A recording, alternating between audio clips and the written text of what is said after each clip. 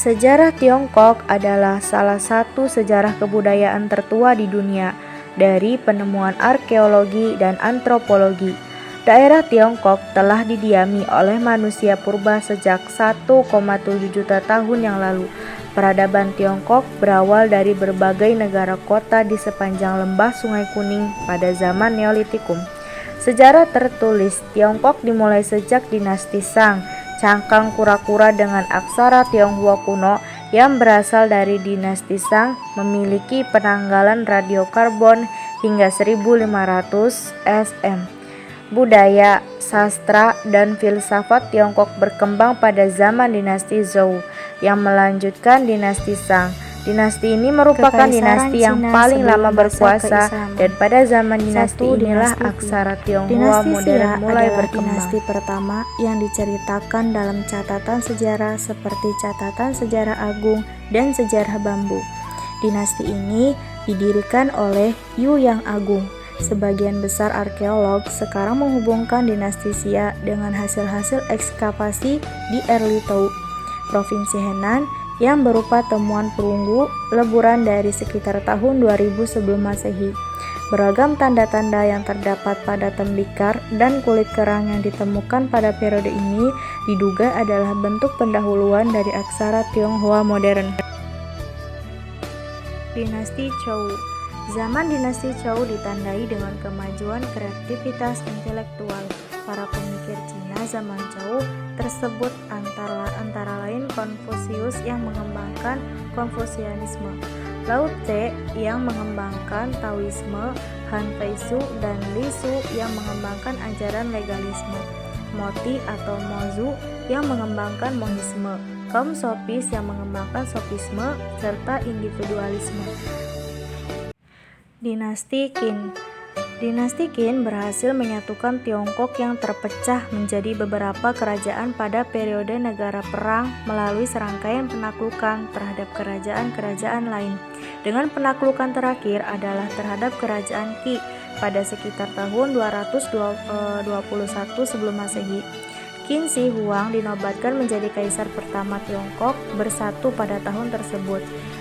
Dinasti ini terkenal mengawali perkembangan pembangunan tembok besar Tiongkok yang belakangan diselesaikan oleh dinasti Ming serta peninggalan terakota di makam Qin Shi Huang. Dinasti Han. Dinasti Han didirikan oleh Liu Bang, seorang petani yang memimpin pemberontakan rakyat dan meruntuhkan dinasti sebelumnya. Dinasti Qin pada tahun 206 sebelum Masehi. Zaman kekuasaan dinasti Han terbagi menjadi dua periode, yaitu dinasti Han Barat dan dinasti Han Timur, yang dipisahkan oleh periode pendek dinasti Qin. Peradaban India sebelum masa keislaman. Nama India itu merupakan nama baru yang disebut dalam ejaan orang Barat. Aslinya adalah Hind, terambil dari nama sungai Sindhu. Adalah salah satu sungai besar yang ada di India. Dari kata tersebut kemudian menjadi Hindustan. Nama India juga berasal dari kata Sind, diambil dari nama penguasa dahulu di India, yaitu anak dari Nabi Nuh, yang menguasai lebih besar dibanding dengan saudaranya yang lain, yaitu Hind dan Bang. Kata Sind sama artinya dengan Bharata. Beratus tahun sebelum Nabi Isa lahir, India telah menempati kedudukan yang tinggi dalam tamadun dunia, terutama dalam soal-soal keagamaan dan metafisika. Dari sanalah timbulnya agama Brahmana yang terkenal. Dari sana pula timbul Buddha Gautama. Bahkan telah diselidiki bekas tamadun dari 5.000 tahun yang lalu dengan penggalian sisa-sisa negeri bernama Mohenjo-daro dan Harappa. Dari bekas-bekas runtuhan kota lama itu telah didapati orang dengan kepandaian penduduknya dalam seni bangunan, sudah mengenal tulisan, serta sudah mengenal mata uang. Awal kedatangan bangsa Arya di India.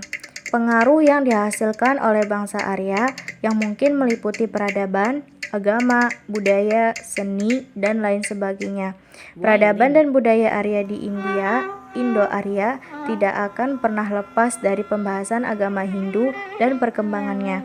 Agama Hindu muncul di tengah-tengah perkembangan budaya Arya.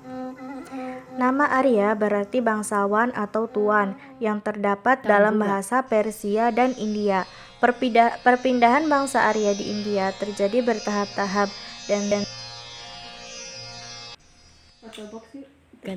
dan tidak terjadi secara langsung dalam tahap yang besar atau gelombang besar. Waktu yang dibutuhkan juga membutuhkan waktu yang berabad-abad, itu pun sambil membawa keluarga mereka.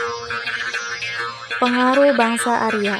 Kedatangan bangsa Arya di India telah memberi pengaruh besar dalam sejarah perkembangan bangsa India sendiri. Bangsa Dravida yang sebelumnya telah menempati India telah memberikan 3 reaksi pasca serangan bangsa Arya. Kelompok pertama adalah mereka yang menolak kedatangan bangsa Arya dengan memberikan perlawanan sampai mati. Kelompok kedua yaitu mereka yang akhirnya menyingkir ke daerah selatan, Deccan dan Bihar. Kelompok ketiga adalah yang kemudian melakukan asimilasi dengan bangsa Arya yang kemudian melahirkan budaya baru. Perkembangan kerajaan-kerajaan di India sebelum masa keislaman. Kerajaan Maurya. Pada tahun 327 sebelum Masehi, datanglah Iskandar Zulkarnain dari Persia ke India melalui Selat Khaybar dan menguasai India di daerah Punjab. Tetapi kekuasaannya itu tidak tahan lama. Kemudian pada tahun 324 sebelum Masehi, pecah pemberontakan di bawah pimpinan Chandragupta dan berhasil mengalahkan Iskandar Zulkarnain, serta berhasil mengusir penduduk asing tersebut dari India. Sesudah sepeninggalannya Iskandar Zulkarnain. Kerajaan Gupta.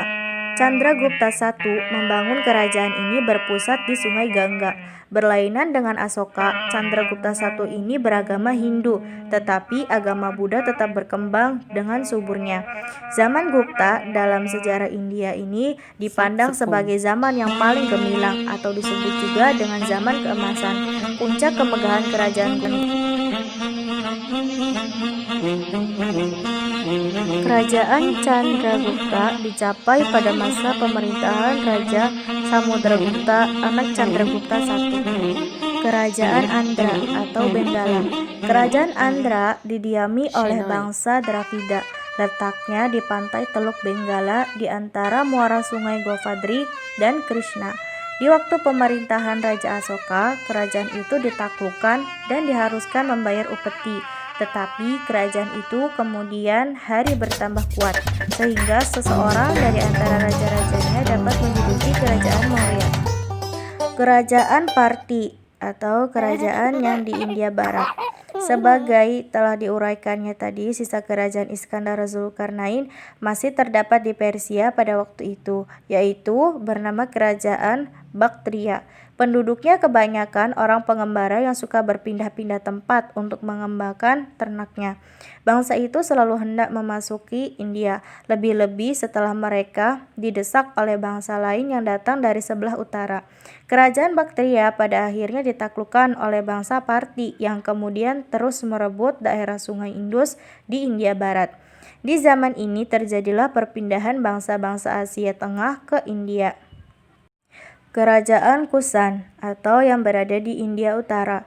India Utara menderita kerusakan juga disebabkan oleh masuknya bangsa Yuezhi dari Tiongkok Tengah. Bangsa ini amat perkasa sehingga mereka menaklukkan daerah-daerah Turkestan sekarang dan mengusir bangsa-bangsa dari tempat diamnya di sekitar Laut Kaspia. Mereka itu mendirikan suatu kerajaan yang kuat di sebelah utara India. Kerajaan Magadha.